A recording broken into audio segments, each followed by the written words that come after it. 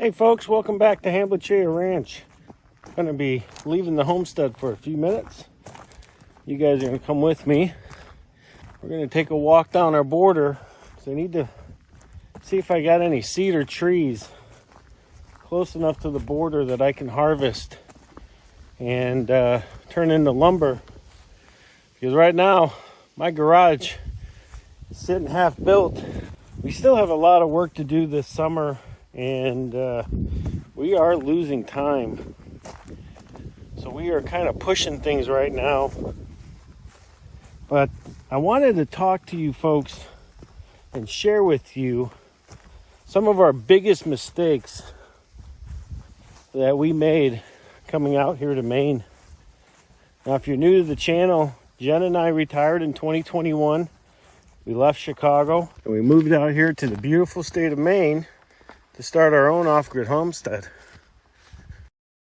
Many of you folks, I used to watch a ton of off-grid homestead channels, YouTube channels, just to learn about it. Spent years watching videos. When we finally found our piece of property here in Maine, we came out here in 2019 and we fell in love with it. So I am at the border right now. This is all ours over here. We're going to take a walk down here, see if we can't find some cedar. But they just cut all this. Should be able to pass through here. We had all these grandiose ideas when we came out here. And things went fairly smooth for our preparations. We were doing the things that we thought we ought to do, like buy stuff, store stuff,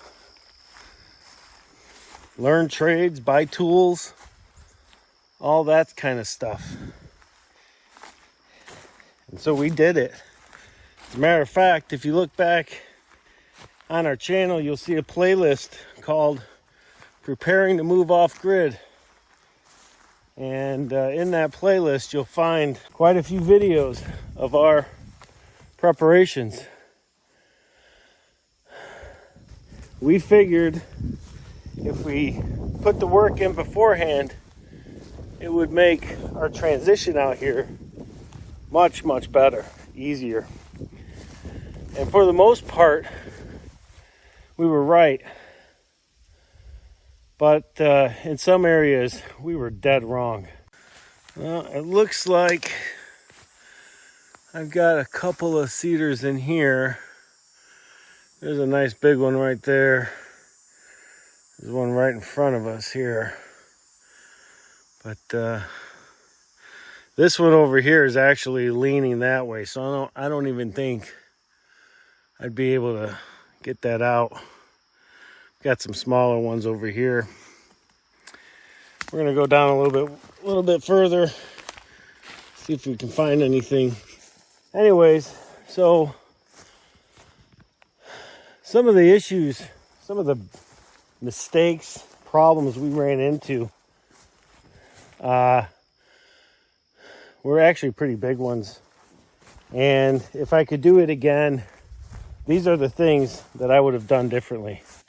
First and foremost, I would have never bought that trailer, and I would have never spent our money on buying stuff without knowing or having absolute certainty that it was stuff we were going to be using. We found that we actually purchased, I mean, if I had to guess, if I had to put a number on it for you folks, I'd say tens of thousands of dollars on stuff we'll never use out here. Now that may seem like a lot, and it is, but you know, we were making money. We were doing all the right things, and we had the money to spend. Yeah, in hindsight, I would have never spent that money. What I would have done is I would have been putting that money away. I would have been putting it either in CDs, knowing that I wasn't going to spend it, and put it in something safe that would, earn us a little bit of money on the back end. Or I would have just sat on it. But like I said, there's no way in hell I would buy all the crap we did. Man, it is quiet out here. Holy Toledos. That's the one thing they don't talk about in these videos. When you're living in the woods, and that's all I can really talk about is being in the woods. When you're living in the woods, there ain't no music in the background. It's silence. It's the sound of the woods, the sounds of the forest, the wind, the insects, crickets. I mean, it's quiet. I hear water. So I've walked about 40 feet and I don't hear that anymore. That what I thought was water.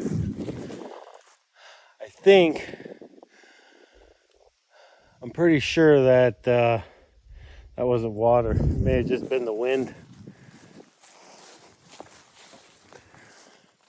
We have some really big hemlock here. I mean, stuff I can't even wrap my arms around. Got a lot of nice spruce.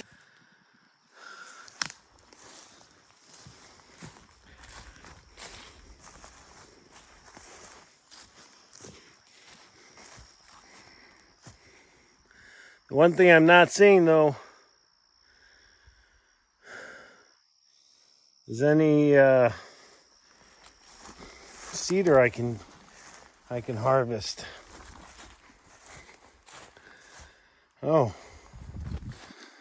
Well, what the hell is this? Looks like,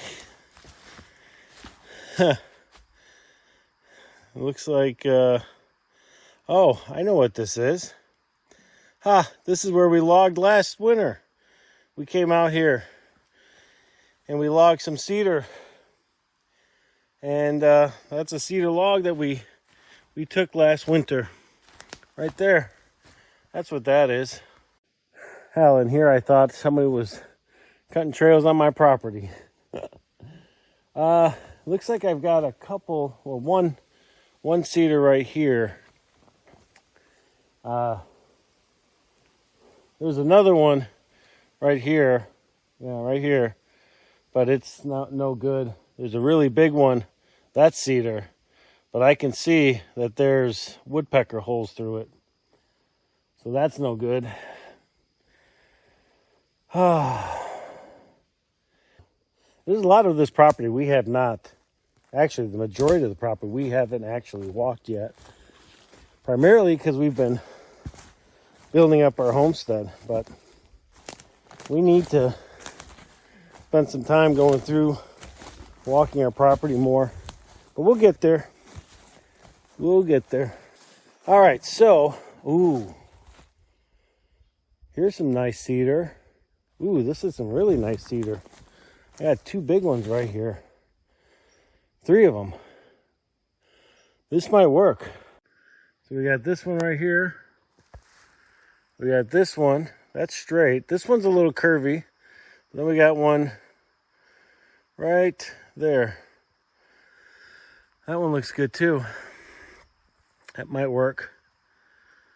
I don't know though. We'll have to see. All right, so going back to what I was talking about. So we wouldn't have bought all that crap.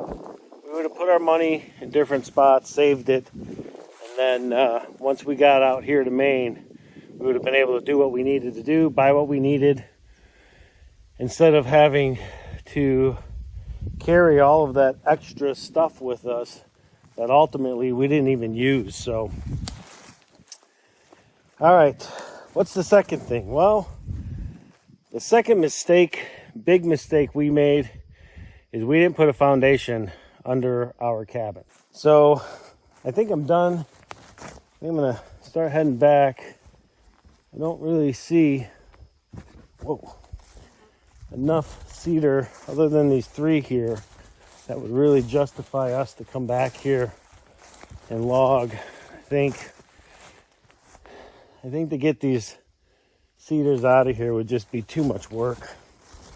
But I'm going to talk to a neighbor who's better at this stuff than I am. We'll see what he has to say. I'll bring him down here. We'll take a look at what we got.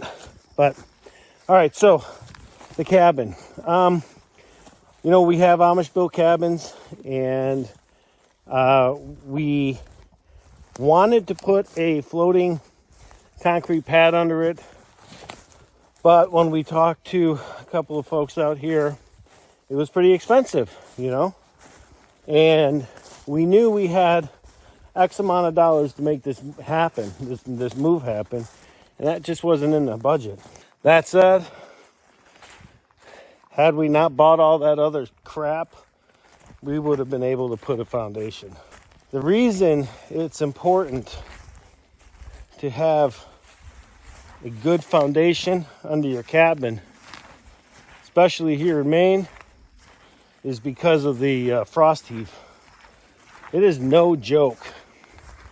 The frost heave here is a very real thing, and it can be brutal. And we knew that, but I underestimated the importance of having that foundation, and you know, we didn't put one. Oh, look at that. There's a little snake. You guys see him? I don't know if you guys can see him. Now, in addition to what I just said about the frost heave, the other problem is, like, we're building porches. Well, those porches have to be floating so that everything is moving on its own under the or over the frost heave. So had we poured, you know, a 6-inch slab, we could build our porches and not worry about the porches ripping off of the cabin or the cabin ripping off the porches or anything, you know. So if you're going to be going off grid, especially where there's frost heave, make damn well sure you have a really good foundation under your cabin. Boy, this is rough going. It's passable, unlike in years past, but holy smokes, it is really rough going. I am not in the best of shape, and this is exhausting. And I only made it about a third of the way down our property line. All right, so moving on. I have made it very clear that I came in to this lifestyle with zero carpentry skills. No building skills, nothing like that.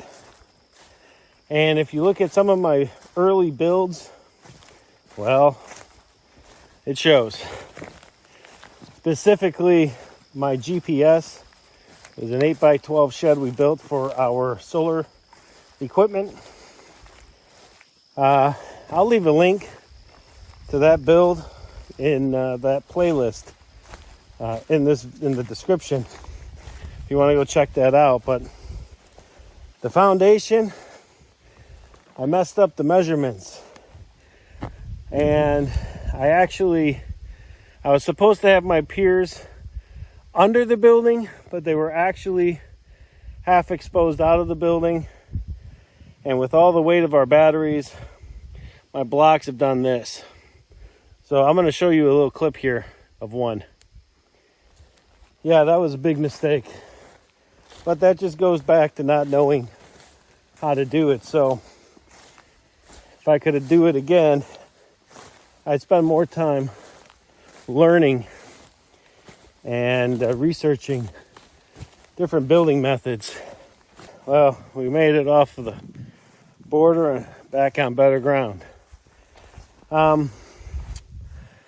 So yeah, I would spend more time learning how to do things. Sometimes, though, we have to use with what we have for a number of different reasons. Case in point, our garage. Ideally, I would have loved to have been able to put a pad underneath it. Unfortunately, it's just too expensive for us. Whether we had somebody do it or hell, whether we did it ourselves, it just wasn't in the cards. Now, that's not to say that we can't lift the building later and do it if, financially things change for us. But for right now, we needed a garage. We built it the way that we could, that made sense at the time. Okay, another big mistake we had was that we thought we were going to be in the middle of nowhere. We weren't going to have access to stores, the city, life outside of our homestead, but that just isn't the case. And the reality is that, we're 30 minutes from town, 30 minutes from a hospital.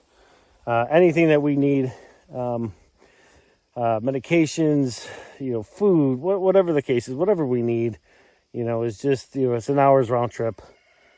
Piece of cake to get to the store. The reason that I say that's important is, we spent a lot of money, and actually this goes back to my first point of all the crap that we bought. We spent a lot of money and a lot of time and effort storing consumables, stuff that, like Q-tips. I had this crazy, stupid idea that we weren't going to be able to buy Q-tips. Oh, idiot. Clothes. I can't tell you how many slippers we brought with me that I bought. Drawers and underwear and socks, and just bought a bunch of it. I can go down to the Walmart right now and buy a 6-pack of socks if I wanted to. So stupid. So stupid. We should have just saved our money and used it for stuff that we really needed. Because, we didn't know. We were watching all these shows, all these survival shows, and we had this perception in our mind that we weren't going to be able to do these things, but it just simply wasn't the case. There's our babies. Hey, Matcha. Mr. Whitco. Uh-oh, Mom's got beans. Tasunka, Mommy has beans. Go get them. There you go.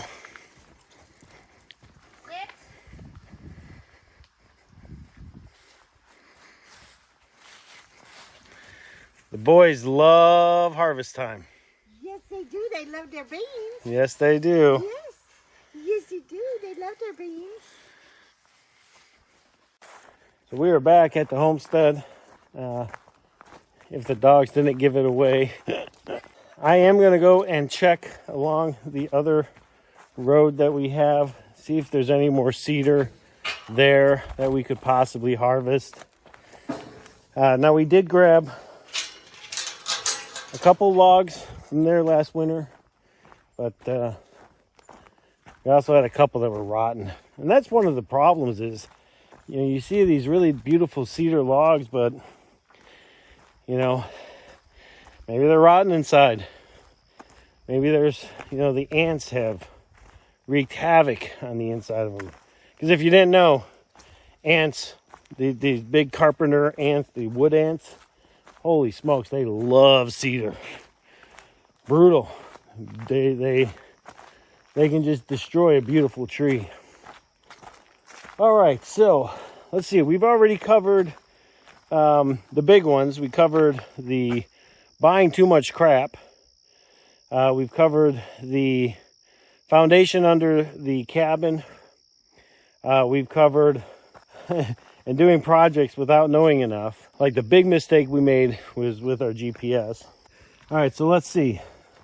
So now we've covered those 3. Another one,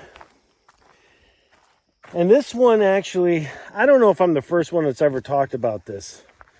I've never seen a channel mention this, and maybe other channels have. Hell, I don't know. Maybe I just didn't see them. But like, there is a lot of music that goes into our videos, and the music is designed to help create a euphoric feeling or a dramatic feeling to whatever it is that we're filming. And 9 out of 10 times it works. You see it in TV, you see it in movies, you see it in YouTube videos. But the reality is, if you're living off-grid, off the beaten path, whether it's in the woods, whether it's in the desert, the mountains, wherever, this is what it sounds like.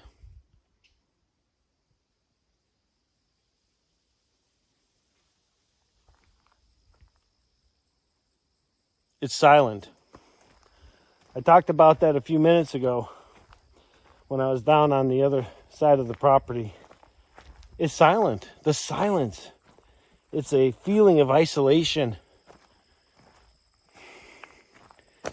It's a feeling like, other than the earth's creations, the plant life and insects and bugs and birds and critters, it's like, it's just so weird. You know, and if you're not used to that, it can take some time to get used to, right? I mean, there's also some people that probably, well, not probably, hell, I know some, that this would just drive them crazy, bonkers crazy.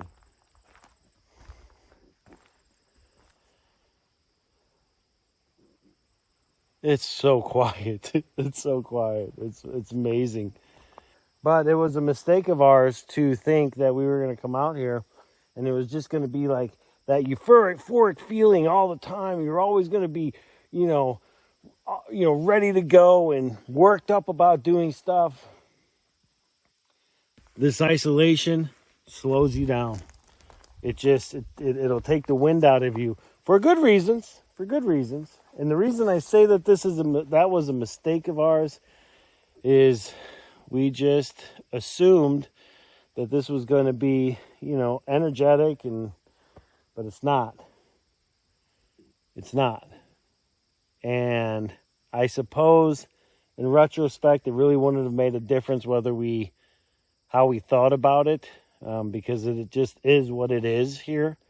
But it is something that I didn't actually realize was going to play such a vital role in the attachment that's created by us and the property and the land around us, the mud holes, the water holes, the marshes, the trees. I mean, all of it. You just become so entwined in it. That's magical. And that leads into the next big mistake that Jen and I made when we moved out here, is that we thought that we were going to come out here, balls to the walls, just grind it every day and just get shit done. But the reality is that only works for so long. Nowadays, we've been here 3 years now. We're lucky if we work 6-8 hours a day.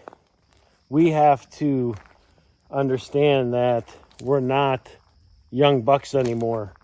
We're not going to, I can't pull a 12, 14-hour day like I did when we first moved here, let alone do it every day. It's just, you've got to slow down. You've got to enjoy the environment that you're in. You've got to be able to stop and, hell, man,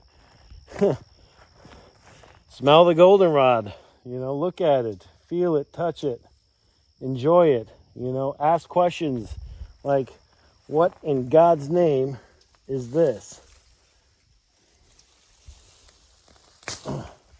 Like, what is this? I don't know what this is, right? They're all over the place. It's probably a flower or an egg or something, or not an egg, but a seed, but I don't know. But that's what I mean, is you got to stop. You've got to, enjoy your surroundings a little bit. We busted our ass. That first summer we were here, we hardly ever left the property unless it was to go to the store to buy stuff for a project that we were working on.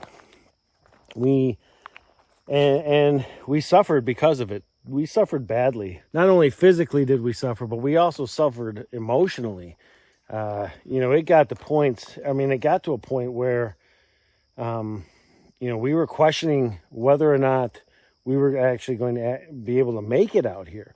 We were questioning whether or not we were going to have enough time before winter came. I mean, just the list goes on and on of the negative impact to us, both physically and emotionally, by having this perception or this understanding of coming in here thinking that we were just going to be busting our ass all day, every day to get things done here. The reality is as long as you are making progress and you are still, taking time for yourself, you're going to achieve your goals. It doesn't have to be built in a day. The old saying, Rome wasn't built in a day. Or the one that I like is, how do you eat an elephant? Well, one bite at a time. And that's the reality, is that you can't, don't come out here thinking that you have to have everything in place at once.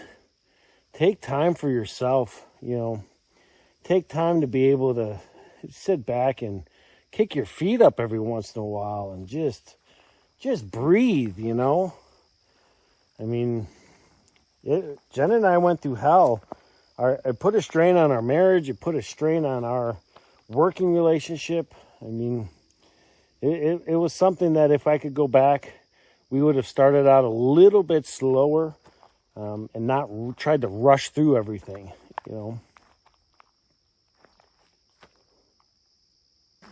I'm not too far from our front gate, and our dogs were just going apeshit over there. It's so cool to hear them not being on the homestead and hear what it sounds like out here. You can also hear Jen yelling at them. All right, so we've covered all the big ones, but there is still one that I want to touch base on. And this is purely my opinion, okay? Depending on where you are, depending on where you're looking for a piece of property or where you're looking to homestead, I suspect it's going to change. But with what I have found here in Maine, with our specific location, how do I put this? Nobody ever wants to talk about money. Nobody ever wants to talk about the financial commitment it takes to come out here. You'll hear it in in banners. People will talk about, it takes, whatever you think you're going to spend, double it. In a lot of cases, they're right. But what I want to more touch on is jobs and generating income. See, I had this idea that we weren't going to be able to generate income right away. So we needed to have a lot of money up front to help carry us through this the first, 6 months to a year. And that's actually what we did. What happened because of that is that we got behind. We came out here with no debt, and within the first year we were in debt. And it was because I had this mentality that we'll just live off of what we bring with us. What I failed to realize is that shit is expensive. And when you're living out here, without having some sort of income, it is very, very difficult, not impossible, but very difficult to make this lifestyle work. Now, depending on who you talk to or what channels you watch, you'll see a lot of people talking about farm stands. You'll see a lot of people, who may have the ability to have a little farm stand, on their property that's on a main road or something of that sort. Or you'll hear some people who are making things and selling them that way. You'll hear about online stores. You'll hear about people having, a variety of different ways that they're able to generate income. Well, let's assume for the moment that's not you. Because that wasn't me and that wasn't Jen. You know, we didn't have, you know, things that we could whittle and sell that we were making at the time. We don't live on a road where we can have a farm stand. And for that matter, we weren't generating or producing enough food to have a farm stand. The idea of selling eggs, I mean, we sell to our neighbors, but all it takes is a quick look on any marketplace, and there's eggs everywhere. You drive down the road, everybody's selling their eggs, you know. So you're not going to generate a lot of income with eggs, not unless you're doing it at a very large, you know, production. But most homesteaders aren't. So the next question becomes, well, how in the hell do you generate income? Well, you get a job. And that is exactly what I had to do. Now, I didn't get a full-time job because we don't need a full-time income. But we do need an income to pay for things that we need. Like toilet paper, paper towels, mustard, ketchup, mayo. You know, all the staples and things that you need to survive on, or things that you need in your life that you can't make or grow. So you got to get those somehow, and you got to pay for those. So getting a job, despite in the beginning me feeling like a failure, it made me realize that I needed to do anything I could to make this lifestyle a reality. And if getting a part-time job, which is what I did, was going to help me get there, well, then that was exactly what I was going to do. I was not going to allow my ego to derail a life-altering, life-changing decision like whether or not I wanted to live out here. Nor was I going to allow my ego to define and dictate how we were going to live out here. At the end of the day, I had to make a decision. I had to have a coming to Jesus, if you will, with myself and say, look, self, how bad do you want this lifestyle? How bad do you want to thrive out here as opposed to just surviving? I've always said this, and I'll say it again. Jen and I never wanted to come out here and just survive. We wanted to thrive out here. We wanted to make this a life for us. The only way we were going to do that was with me generating some income through a job. What in the hell? That was crazy. I just heard something over there. Anyways, the only way that was going to happen was that we needed to generate an income. And the only way that could happen was with us getting a job. And so that's what we did. Right now, I work at FedEx part-time. It's in the mornings. It's a few hours a day. And that pays for all of our expenses. So again, as it pertains to a mistake, you know, Jen and I had the idea that we were going to be able to come out here and live on the savings that we had brought out here, but that was just not the case. If I could do it again, I would have gotten a part-time job. Doesn't matter where it was, whether it was freaking McDonald's. It doesn't matter. Just something to generate some income while we were building our property up, while we were out here, so that it didn't put such a heavy strain on our savings. Big purchases need to be made sometimes with a lot more money than what a weekly part-time wage will pay. And so the only way to do that would be to either save your money or have the money, you know, in a stash, so that when you needed it, you had it. Well, we depleted ours. We didn't have that stash, and we suffered because of it. That may not be for anybody. And like I said at the beginning of this little spiel here, this was my opinion based on my experience. Yours might be different. But if it isn't, just get a job. Get a part-time job. You know, I mean, until you are able to start generating income, because that's exactly what we're going to be doing. Once we're done with all of our buildings, you know, you see it already. Jen has started making her comfy blankets, which, by the way, are available on our website. And she's going to be making, we just got a whole bunch of new material in. So she'll start working on different hats and pillows and more blankets. Most of the stuff she does though is custom. So if you want something custom, blanket size, colors, things like that, you know, please reach out to us via email, or you can reach out to us on our website. But that is one way that Jen and I do plan to generate income for ourselves. And there are other ways that we're going to do that. But until that becomes viable, I'll just keep going to work every morning. All right, folks, well, that will do it for this video. I really appreciate you folks sticking around and watching it. I know that it's a little bit different content than what we normally put out, but I thought it was very important to at least get it out there. It's been weighing on my mind for a while to do this video, and so I'm really happy that I was able to do it, especially doing it, you know, out here in the woods, down on the other end of the property, and just kind of hanging out with you guys, talking about this stuff, because it is important, especially if you're getting ready to move out to your own piece of property, no matter where it is.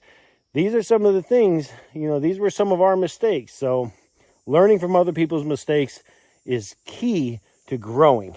And sometimes those mistakes are your own, but sometimes those mistakes can be from other people like Jen and I, where, you know, you can pull that experiences from us and learn from them. So, well, with that said, thank you so much for sticking around and watching this video. And if you liked it, please hit that like button.